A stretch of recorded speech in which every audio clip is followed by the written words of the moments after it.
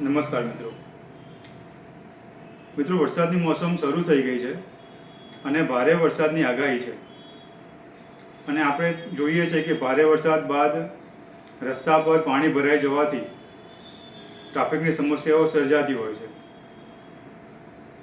અને તે સિવાય આવા ભારે વરસાદના સમયે આપણે અમુક ઘરવિહીન લોકોને પણ જોઈએ છે, ગરીબ બાળકો, નિસહાય બાળકો જે રોડ પર જ રહેતા હોય, ત્યારે તેમના માટે પણ એક દયનીય પરિસ્થિતિ પેદા થાય છે અને તેમના ખાવા પીવાની પણ સમસ્યાઓ અને મુશ્કેલી સર્જાય છે તેમના માટે.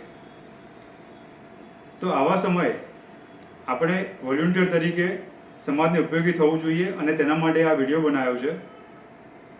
તો મિત્રો, સૌપ્રથમ તો જો તમારા વિસ્તારમાં ભારે ટ્રાફિક જામ થાય તો આપણે ટ્રાફિક પોલીસને મદદરૂપ થઈએ. ભારે વરસાદમાં અને ચાલુ વરસાદમાં ટ્રાફિક મેનેજ કરવું એક ચેલેન્જિંગ કામ છે. તો આવા સમયે આપણે ટ્રાફિક પોલીસને સહયોગ આપીએ. નંબર 1, આ એક વાત હતી.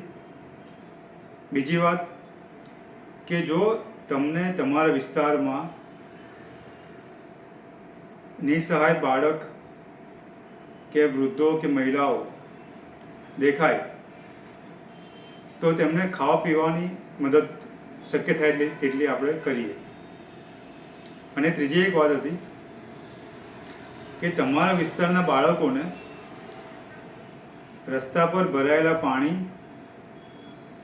ખુલ્લા વીજળીના તાર કે ધરાશય થયેલા વૃક્ષોને કારણે ઊભા થતા જોખમો અંગે જાણકારી આપો. અને જો રસ્તા પર આવું કોઈ જોખમ તમને દેખાય તો ત્યાં કોઈ સાઇન બોર્ડ કે એવું કંઈક મૂકો કે જેથી અકસ્માત આપણે રોકી શકીએ. અને તમારા ગ્રેનસ આઈડી કાર્ડ પ્રિન્ટ કાઢીને તમારી સાથે રાખો. મિત્રો, સાચી માનવતા સમાજ સેવામાં જ છે અને આપણે સૌ ઇમરજન્સીમાં એકબીજાને મદદરૂપ થઈએ અને સુરક્ષિત સમાજ નિર્માણમાં આપણે એક યોગદાન આપીએ. જય હિન્દ.